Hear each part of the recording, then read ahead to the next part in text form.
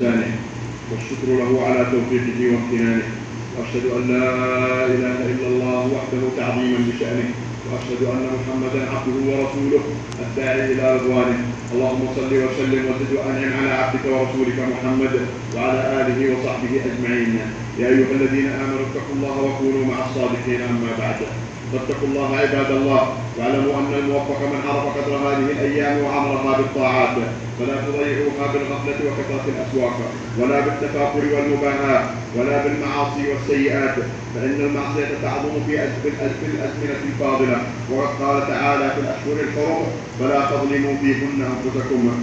عباد الله، كل ساعة من العمر إن لم تقربك من الله أبعدتك، والأيام تمضي سريعا، والمواسم تنقضي، والسعيد من خرج من دنياه والله راض عنه. فأكثروا في هذه العشر من الصلاة والذكر وتلاوة القرآن والصدقة وبر الوالدين وصلة الأرحام، وتوبوا إلى الله توبة نصوحا، فما أجمل التائب وهو يرجع إلى ربه في أحب الأعمال في أحب الأيام إلى الله. وأصلحوا رحمكم الله ما بينكم، وصلوا أرحامكم وأطفئوا خصوماتكم، فكم من قاطع لرحمه، وكم من متشاحنين فرق الشيطان بينهما.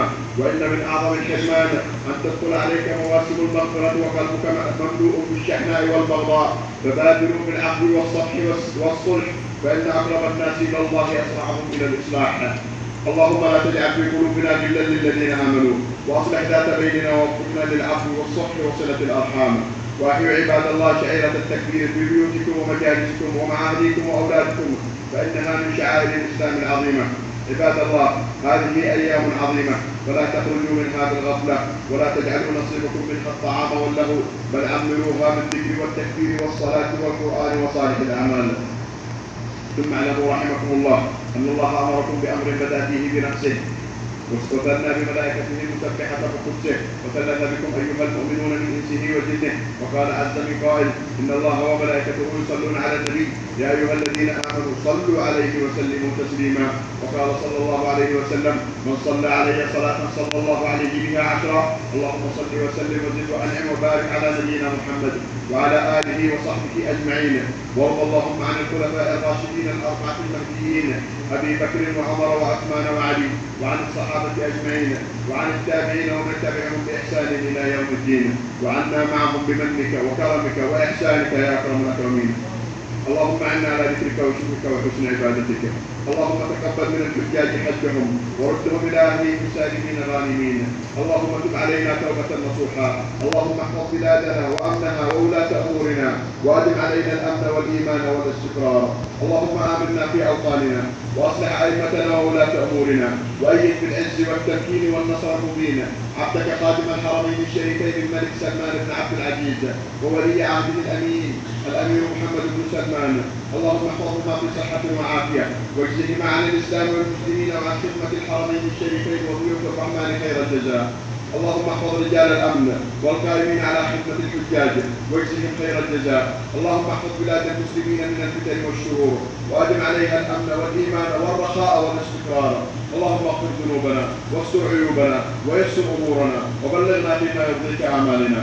ربنا اغفر لنا ذنوبنا وإسرافنا في أمرنا، وثبت أقدامنا، وانصرنا على القوم الكافرين. اللهم اغفر لنا ولوالدينا ولذرياتنا وأزواجنا إنك سميع الدعاء. اللهم إنا نسألك رضاك والجنة، ونعوذ بك من سخطك والنار. اللهم ما سألناك في هذه الأيام المباركة من مسألة صالحة فاجعل لنا أوفر الحظ والنصيب منها.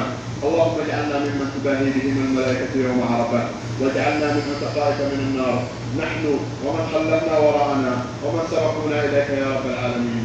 اللهم تقبل منا دعاءنا وصالح أعمالنا إنك أنت السميع العليم، وتب علينا إنك أنت التواب الرحيم. ربنا لا تؤاخذنا إن نسينا وأخطأنا. ربنا ولا تحمل علينا إصرا كما حملته على الذين من قبلنا. ربنا ولا تحملنا ما لا طاقة لنا به، واعف عنا واغفر لنا وارحمنا، أنت مولانا فانصرنا على القوم الكافرين. ربنا آتنا في الدنيا حسنة وفي الآخرة حسنة وقنا عذاب النار. عباد الله، إن الله يأمر بالعدل والإحسان وإيتاء ذي القربى، وينهى عن الفحشاء والمنكر والبغي، يعظكم لعلكم تذكرون.